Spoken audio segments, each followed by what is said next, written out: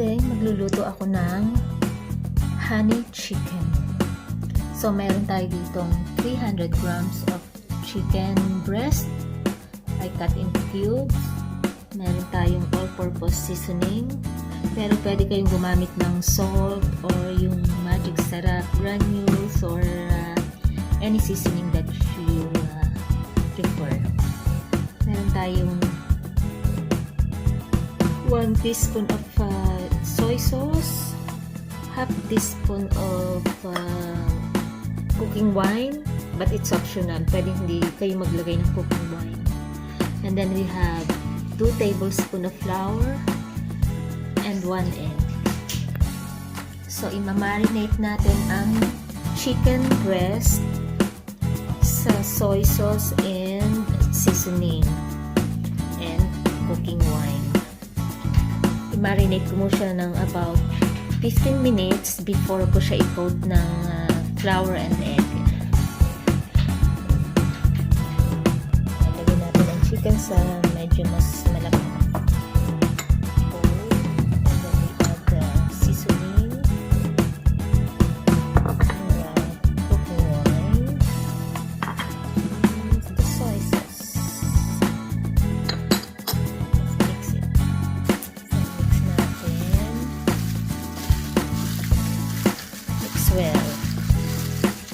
Marinate for 15 minutes. These are the ingredients for honey sauce for our honey chicken. We have 1 cup of chicken broth, half cup of honey, 2 tablespoons of garlic. We have 1 teaspoon of cornstarch diluted in 1 teaspoon of water, and we have 1 teaspoon of soy sauce. We also have carrots and capsicum, green and red capsicum.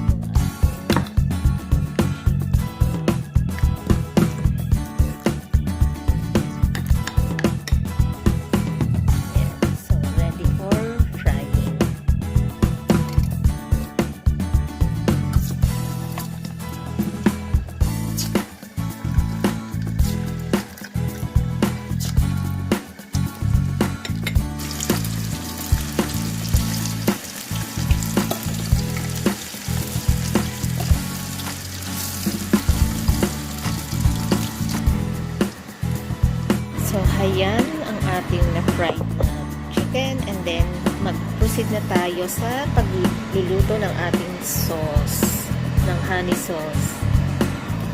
So, gagamitin na lang nating oil ay yung sa pinagprituhan natin ng ating chicken. Konti lang naman yung kailangan.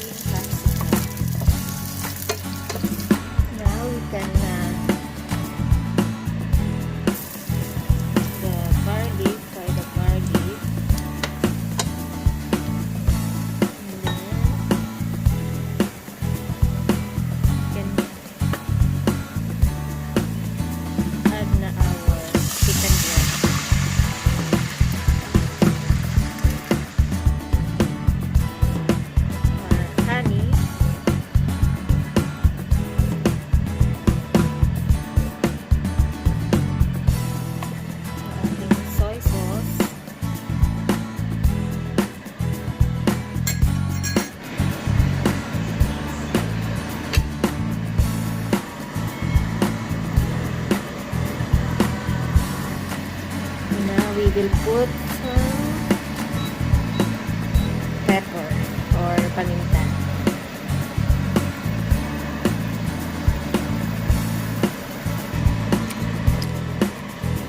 Magdadagdag tayo ng konting sugar. Half teaspoon.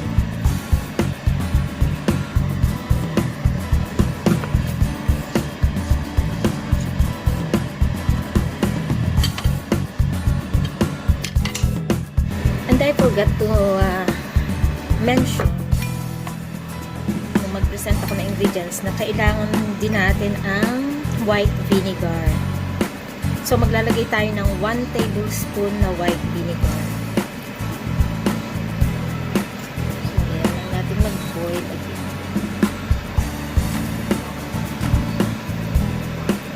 Simmer for 5 minutes. Ilalagay na natin yung ating cornstarch na dinilute natin sa water.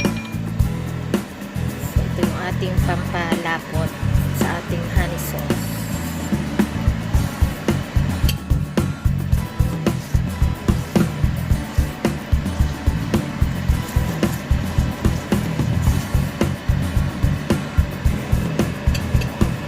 Hintayin lang natin lumapit yung ating sauce, then i-add na natin yung ating chicken. Yung ating chicken.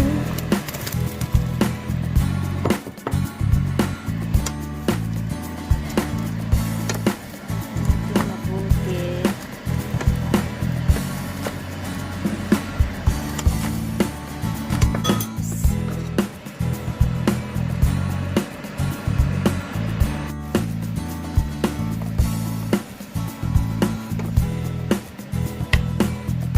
Ito na siya, ililipat ko na lang siya sa isang lalagyan. It's done.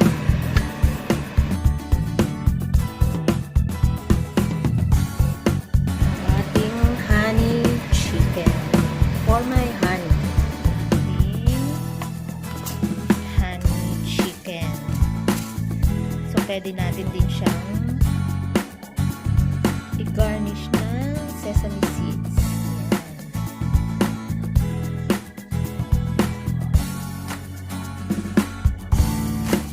Tikman natin.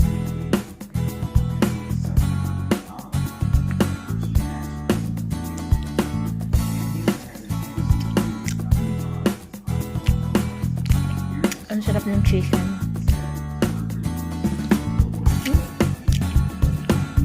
Tama lang po yung lasa. Ang lambot ng chicken. Juicy. Sarap ng sauce.